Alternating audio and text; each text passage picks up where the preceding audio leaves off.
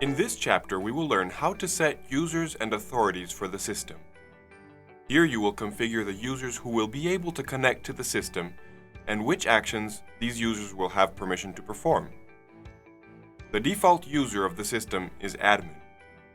Only two actions can be done on the admin user. Changing the password. It's highly advisable to change the default password when you set the system for the first time and at any time you feel that the admin password has been compromised. Adding or editing the security questions. It is highly advisable to set these questions and change them if they were compromised. It will only be used to restore the admin password in case it was forgotten. Failing to set these questions will deny you from accessing the system in case you forgot your password. In such case, you will have to contact the technical support of Provision-10 for assistance. You cannot edit the name or any of the permissions of the admin user. It is advisable to prepare the required permission group before adding new users to the system. The permission group is used as a preset of permissions that could be used when creating new users or editing existing ones. Click on Edit Permission Group to access the Permission Group Manager. You will find three pre-made groups.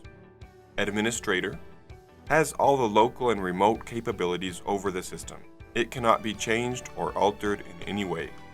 Advanced has ability to access the system, playback, backup, and set the basic parameters of the system from both local and remote. It doesn't have permission for advanced configuration. It can be edited to fit the user needs. Common can only log into the system, view the live stream, and use the two-way audio from both local and remote. It can be edited to fit the user needs if required. In order to add a new permission group, click on the plus icon on the top right. Input the name for the permission group. Next, you will have to set the system permissions. Tick all the permissions you want to grant the group.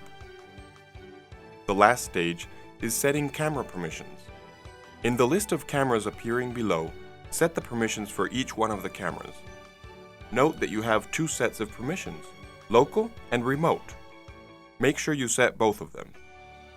Click on Add to complete the setting and save the new group. If you wish to edit an existing permission group, click on the pencil icon next to the group's name.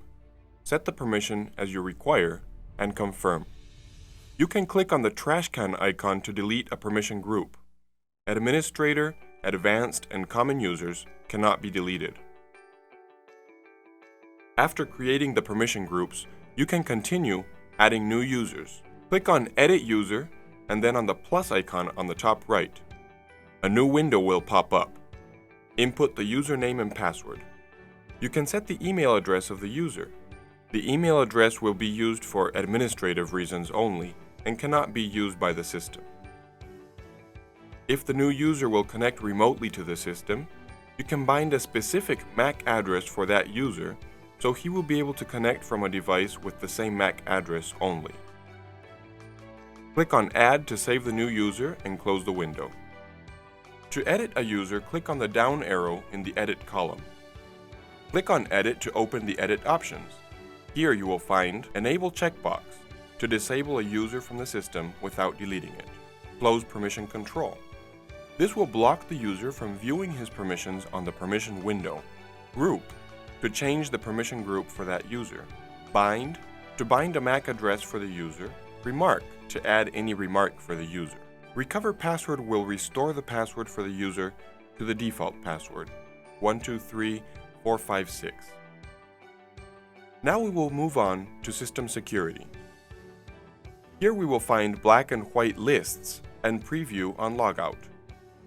Black and white lists will allow you to configure which devices are allowed to access the system. To activate it, tick Enable and set the desired way of work.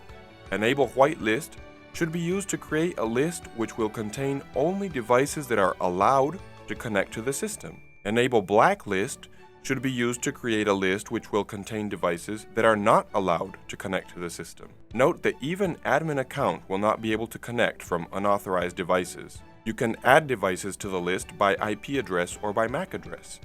Add devices to the list as desired, and click on Apply to save the changes. Next, we have Preview on Logout. This will allow you to configure which channels will be available for preview when local users are logged out. Set the desired channels and save to apply the changes. The last section is the Online Users.